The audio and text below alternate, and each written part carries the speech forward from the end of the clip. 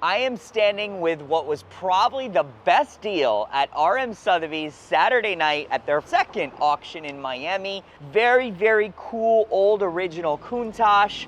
And I'd love to tell you guys more about this car and what I think about the RM Sotheby's auction today.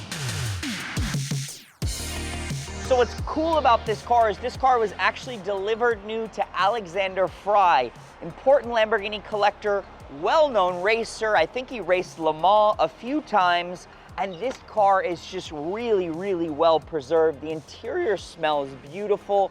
All of the foam in the interior is really nice. It's got a few little scuffs on the door sill. The paint appears to be all original. 6,000 kilometers, so very low mileage car.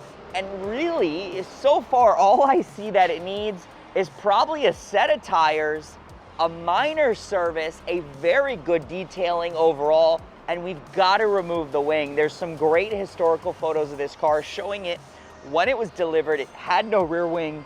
I think these 25th anniversary Countaches without a wing just look so, so good. Let's go upstairs and talk a little bit more about the auction and this car.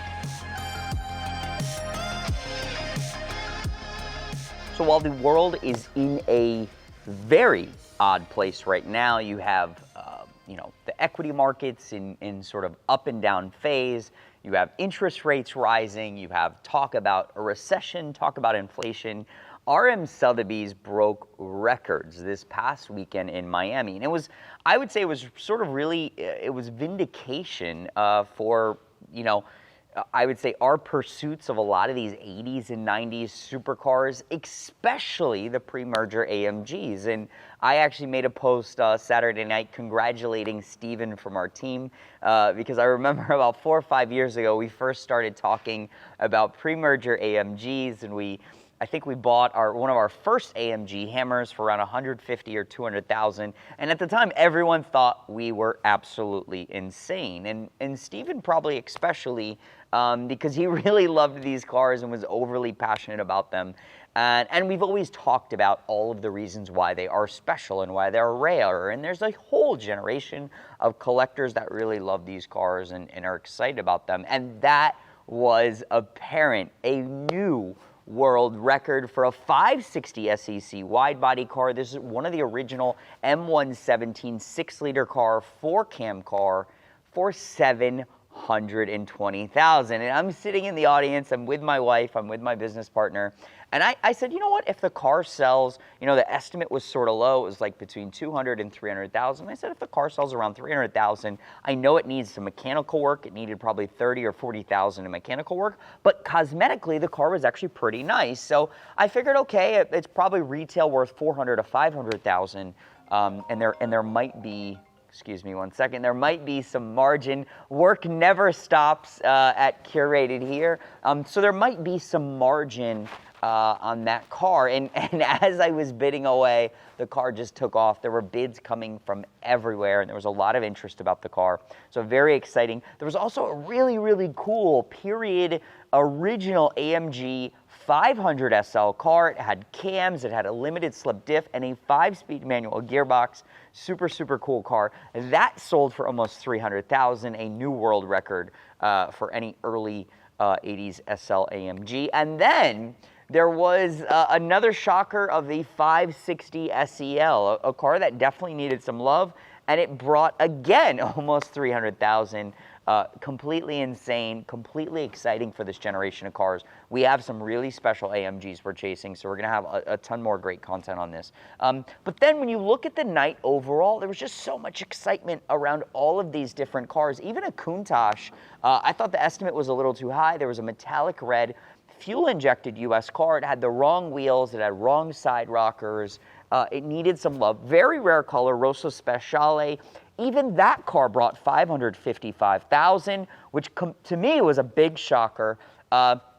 And an F50 sold for over $5 million, a 625-mile Euro car. I think that is at 5.395 with fees. That might be a new world record for F50s, so again, insane. But as I was telling you guys, I think the deal of the night, I did not even realize. I was sitting in the audience, and I'm texting back and forth with Steven, and it was a very restricted crowd. So the auction was like limited to 250 people there. So there wasn't much room. It was hard to see the cars. So I didn't even get a chance to inspect all the cars. And I see this red Countach 25th anniversary on the screen. And, you know, I'm thinking, wow, that's a low mileage car. Why isn't it bringing enough money? And then sort of realizing, wait, I don't know if I even realized or everyone else here in the room realized that it was actually a European spec Downdraft anniversary, the big horsepower, the exciting, really exciting car to drive, and it was just a really nice car. And I asked, you know, Stephen what he thought of the condition. He said, no, it was a really nice car. The engine bay was dirty. So I ended up bidding. I think I outbid myself by accident. The auctioneer was a complete gentleman, and he actually said, no, you are the highest bid at $510. So he actually saved me some money there. And we ended up winning the car for $555.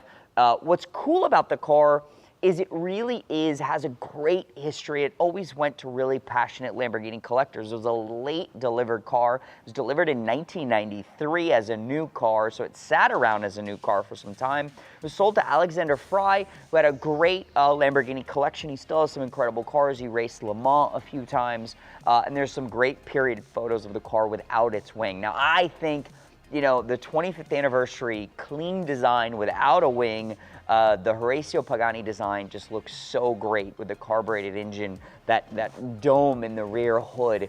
So I'm excited to clean up the car. We're going to do a whole cryo detail the engine bay, do a service. I think it needs tires, clean up the door sill. The rest of the interior is really nice. It has a beautiful ANSA exhaust. I'm excited to drive that car a little bit once we get it done. And I think it's just going to come out so nice, and there'll still be a little money for margin and profit. And I think it was the deal of the night when you saw everything else sell for incredible prices. So definitely a big statement in the automotive community, a big statement in the AMG world, and again, I would say a further proof to the generational shift that we see happening right now in today in the collector car world.